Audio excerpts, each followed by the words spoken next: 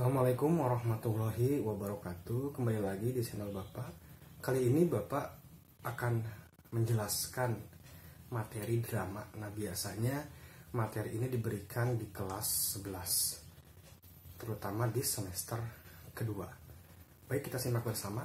Di hadapan kalian sudah Bapak tuliskan poin-poin pentingnya, dan ini pun menjadi kisi-kisi yang akan muncul di ujian nanti. Nah, ada apa saja? Nah, yang pertama ada unsur-unsur drama, dan yang kedua ada struktur dari drama. Nah, yang pertama atau poin pertama dari unsur drama nanti akan muncul unsur intrinsik dan ekstrinsik. Nah, ini sama seperti bentuk karya sastra lainnya, ya, seperti prosa, puisi, drama pun juga ada unsur in dan unsur x. Nah, apa saja unsur intrinsik dari drama? Nah, bisa kalian lihat, yang pertama ada tema. Apa itu tema? Nah, ini tema sama seperti unsur intrinsik di puisi atau di prosa. Tema itu gambaran umum ceritanya, gitu. Jadi gambaran umum dramanya seperti apa? Apakah temanya tentang persahabatan, percintaan, ya, keluarga misal. Nah, yang kedua ada alur. Nah, ini pun mirip dengan atau sama bahkan dengan unsur intrinsik dari prosa, ya. Apa tuh alur? Jalannya cerita. Jadi bisa alurnya maju, bisa alurnya flashback atau kilas balik atau campuran. Nah, yang ketiga ada tokoh dan penokohan. Nah, ini beda. Kalau tokoh itu ya orang yang bermain dalam dramanya, ya, siapa saja yang bermain dalam dramanya, orang-orangnya. Kalau penokohan ya watak tiap tokoh. Misal wataknya ada pemarah, ya, antagonis, ada baik, ramah, protagonis misal, atau penengah, tritagonis misal. Nah, itu namanya perwatakan atau penokohan. Biasanya kita bisa tahu watak bisa dari penceritaan langsung penulis, bisa dari dialog tokoh, bisa dari tindakan tokoh. Nah, jadi ketika muncul di soal watak tokoh A seperti apa, nah kita bisa lihat bisa lihat dari uraian langsung penulisnya.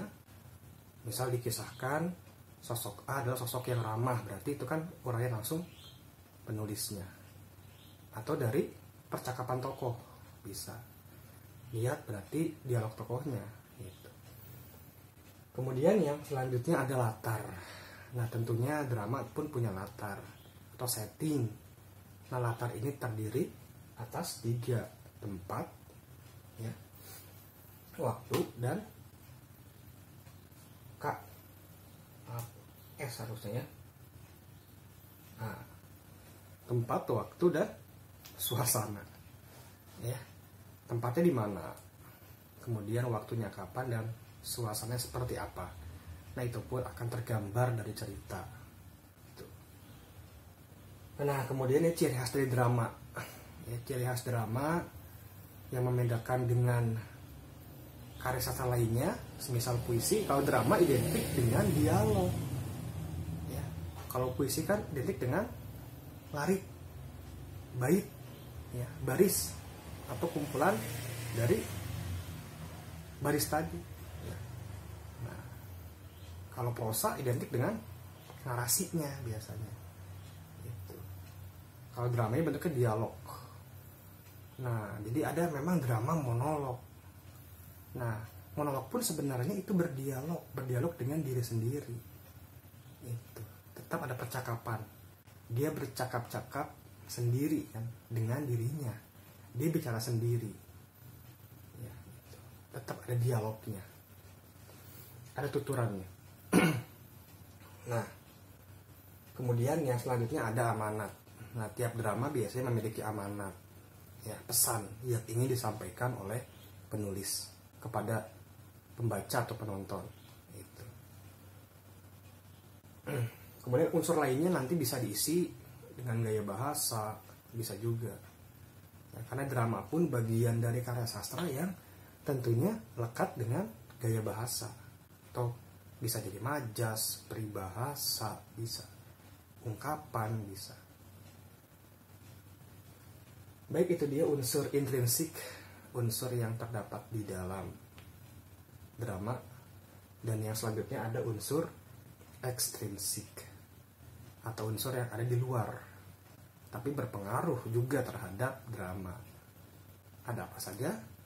Nah, tentunya ada latar belakang. Nah, jadi latar belakang penulis juga berpengaruh, ya, tapi secara tidak langsung terhadap drama. Misal, latar belakang penulisnya itu seorang wanita, misal. Nah, secara tidak langsung biasanya berpengaruh terhadap drama yang dia buat. Ya, dramanya tentang wanita, tokoh-tokoh tentang wanita, misal. Atau penulisnya itu seorang guru, misal. Nah, bisa jadi berpengaruh terhadap drama yang dia buat tentang pendidikan, misal. Nah, itu latar belakang penulis. Jadi masuk ke unsur ekstrinsik. Ya, kemudian ada aspek-aspek lain, ya. Seperti yang sudah Bapak jelaskan di bagian puisi, ada aspek historis, psikologis, ya. Banyak. Nah, kita lanjut ke struktur dari teks drama. Jadi ada apa aja sih drama tersebut? Nah, yang pertama ada prolog, yang kedua ada dialog, dan yang ketiga ada epilog. Jadi beberapa literatur ada yang menyebutkan struktur drama itu prolog, dialog, epilog, ada juga yang orientasi, kemudian ada konflik, ada resolusi, ada. Tapi ketika kita melihat isinya ya tidak jauh berbeda antara prolog dengan orientasi, ternyata dialog dengan konflik, epilog dengan resolusi. Nah, apa sih prolog, dialog, epilog, orientasi, konflik, resolusi? Nah, kita saksikan. Prolog itu awalan. Jadi dalam drama biasanya ada awalan, ya, pengenalan awal cerita. Misal pada suatu hari di sebuah hutan, ya, terdapat tempat yang orang lain tidak ketahui. Di sana ada nenek tua bersama anaknya, bisa. Ini baru pengenalan awal cerita, ya, peristiwanya, ya, settingnya di mana, tokohnya, baru sebatas awalan. Itu prolog. Kemudian setelah awalan masuk ke dialognya. Nah, di dialog ini biasanya ada peristiwa-peristiwa, ya, uraian peristiwa, itu hingga uraian tadi, ya, peristiwa yang menceritakan konflik, masalah-masalah yang terjadi pada tokoh. Itu, masalahnya apa diungkapkan, itu hingga ke arah penyelesaian, ya, biasanya atau hampir ke arah penyelesaian. Itu ke bagian dialog tadi, diuraikan percakapan tokohnya, masalahnya, peristiwa yang dialami tokoh, masalah-masalah yang dihadapi tokoh, itu di bagian dialog. Nah, kemudian ada bagian terakhir, itu epilog. Ini bagian akhir atau penutup dari drama, ya. Biasanya ketika ada masalah, kemudian ada solusinya, biasanya ada penyelesaiannya, ada akhirnya. Bisa berakhir dengan bahagia, ya, happy ending, atau menyedihkan, sad ending, gitu. Nah, ini pun ternyata ketika kita lihat sama dengan orientasi, konflik, dan resolusi. Jadi kalau di beberapa buku menggunakan istilah yang bawah, ya, di beberapa buku juga menggunakan istilah yang atas. Intinya sama. Orientasi kan awalan, ya, bagian awal dari teks yang menceritakan tentang pengenalan tokoh, peristiwa, konflik, masalah, ya, peristiwa-peristiwa. Kemudian resolusi penyelesaian penutup. Ya, jadi bisa menggunakan istilah yang atas atau yang bawah, ini pilihan. Nah, lanjut.